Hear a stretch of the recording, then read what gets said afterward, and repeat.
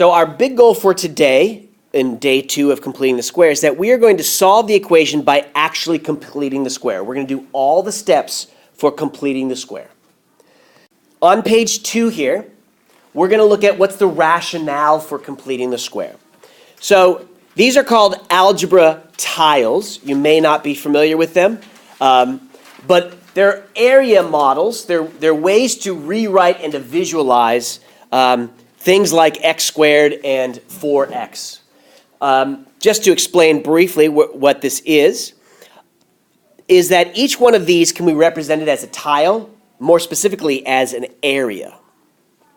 So x squared is simply a big box that has side x and side x.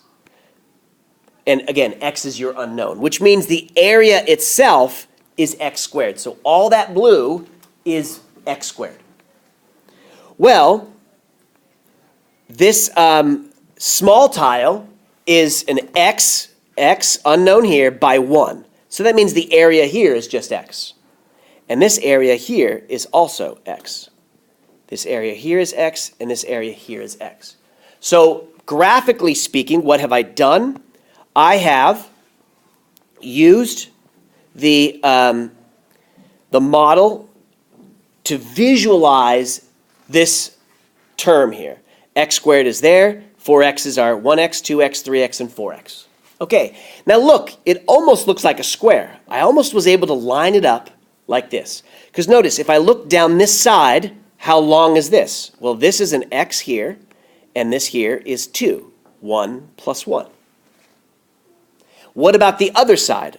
Well, this is an x, and that's a 1 plus 1. So together, we have x plus 2 along this edge, and x plus 2 along this edge. So far, we're almost at a square. But what are we missing? How many pieces here am I missing? Well, if I think about it visually, I'm missing a 1 by 1 box there, a 1 by 1 box there, 1 by 1 box there, and lastly here. So if you add those up, how much am I missing?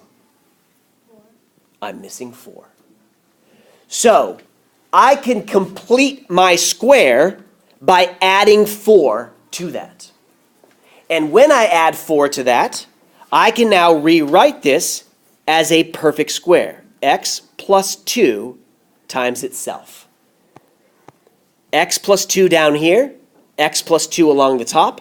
So the area is going to be x plus 2 times x plus 2. Or you add up all the little pieces. X squared plus 4x plus 4. Right there. In the second situation, I have taken my x squared, put it there, and I took my 6x's and I split them up. I put 3 along the top and 3 along the side. So let's see. How many missing units do we have here? 1, 2, 3, and lastly, 9. So to complete the square, I need to add 9 more pieces to make it a perfect square. Again, along the edge here is x plus 3. Along this edge here is also x plus 3. So in terms of area, I can say it's the sum of all the pieces, that is x squared plus 6x plus 9, or I can say it as a product, x plus 3 times itself. Now we start to think. My initial hypothesis was, well, how do I get this missing term just from these over here? And I said, maybe I just take this 4 and I add it. Well, over here, I can't just take that 6 and add it there because it didn't work. So what did I do? Well, notice what I did with the 4x's. I split them up into 2 nice places. The 6x, I split them up, 3 here and 3 here. And then what did I do with that 3? What mathematical operation is this right here? What mathematical operation? Well, I took the 4, I divided it into 2 places, and then I took that number and I squared it. I took the 6, I divided it by 2, and I squared it. So I got 9 there. So let's see what that magic number here would be. If I were to take the 8 divided by 2 and square it, I would get 16. Well, 1, 2, 3, 4. 1, 2, 3, 4. 1, 2, 3, 4. Instead of drawing the boxes, I'll just use points a little bit faster. And we see we get 16. Again, that written would be x plus 4 along one edge, x plus 4 along the other edge. So the moral of the story is this.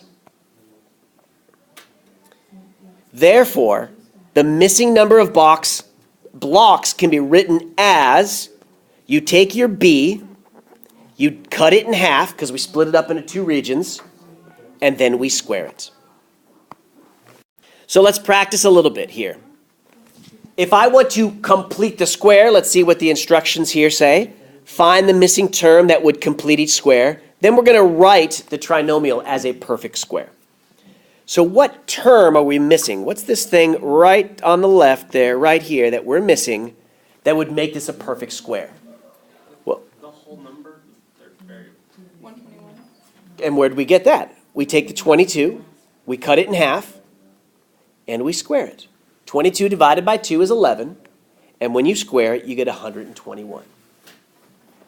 So I found the missing link, the missing term that would complete this thing and make it into a pretty square. Well, now I can rewrite this as a perfect square. Again, if you need to think about this as a shortcut, if I take the square root of the first term that goes here, the operation goes there, and the square root of the last term goes here. It's kind of like closing the book. Take the square root of the beginning, the square root of the end, and bring the plus down there. This one here, I just take this b, I cut it in half. Cut it in half and square it to get 225. And now when I rewrite this as a perfect square binomial, here we get square root this, bring down the minus, and square root this here. Some of you may recognize that you don't actually have to square root the last one. You can just take the middle and cut it in half, right? Negative 30 divided by 2 is negative 15. So feel free to say square root and cut this puppy in half. That's it, which would cause pain to the puppy, no doubt. If you cut this one in half, you get plus 11, right? So maybe that's faster for you to consider. This last one, some of us say, oh no, it's fractions and decimals. Okay, fractions and decimals, fine and dandy. All right, so I take the 5, I divide it by 2, and I square it, which will give me 25 over 4. That's a fine answer. Some of you said, I don't like the 25 over 4, I'm going to write it as 6.25. Great, whichever way. Now when we rewrite it as a perfect square, I'm going to write it like this, as x plus 5 over 2 squared, 5 over 2, all of it squared, or I could say x plus 2.5, all of it squared. It doesn't matter which way you write it. Generally speaking, you're probably going to see it written like this more often, though. Okay. Just for whatever reason, we stay away from the decimals. All right, so today we're going to complete the square, and here are the 7 steps. What? I don't see a 7. Yeah, I forgot to put check. Always check. Check. All right, so we always should check.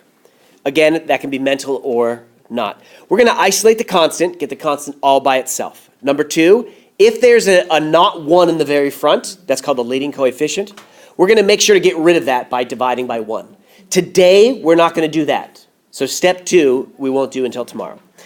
Step 3, this is part of your head. In your head, we're going to find out what that missing term is, and we're going to add it to both sides. Turns out we're going to have a perfect square, so we're going to write it as that.